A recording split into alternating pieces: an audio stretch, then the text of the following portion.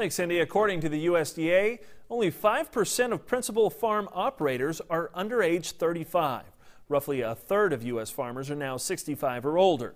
But several years of record farm income and disappointing prospects elsewhere in the economy has many farm and ranch kids returning to their roots. It's an issue we're taking a closer look at over the next 8 weeks in a new series we call The New Crop. My dad did it, my grandfather did it, my grandfather's father did it. I mean, it's just something, it's in my blood. I was raised around it. At the age of 23, Jared Wadle has decided on a career. I graduated college a year ago, and now I'm here doing this full time.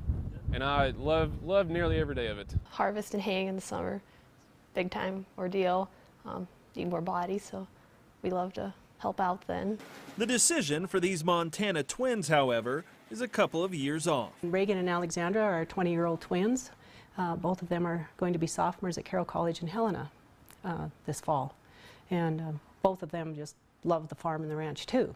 These are just two examples of what industry watchers are saying is happening all over the country.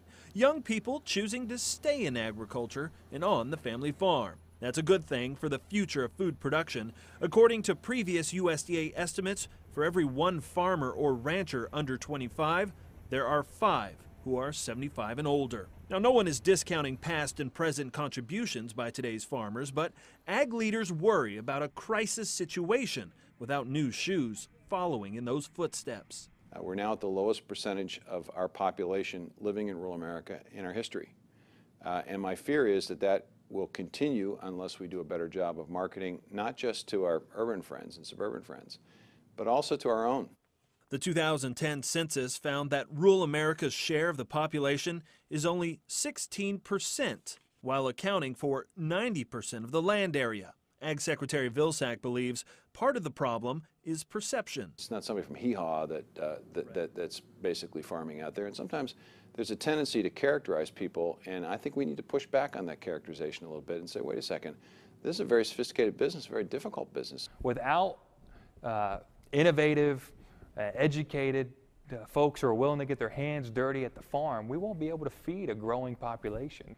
There are some indications young people are taking notice. Agribusiness firms say in recent years their biggest competitor for talent is the family farm. A couple things I think are driving that. One would be the level of income someone can generate off of a home farm. It's no longer a couple chickens and a couple acres. It's a full-fledged business. I went to school, got my 4-year degree, and came back, and this is what I love to do.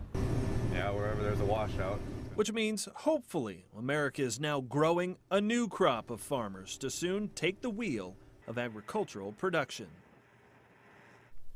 Recent numbers show enrollments in agricultural programs at America's universities are up more than 20% nationally. Now, over the next 8 weeks, we'll be highlighting some of these young, innovative farmers in our series titled The New Crop. Tyne Morgan joins us tomorrow with a profile of a young man in Plano, Illinois.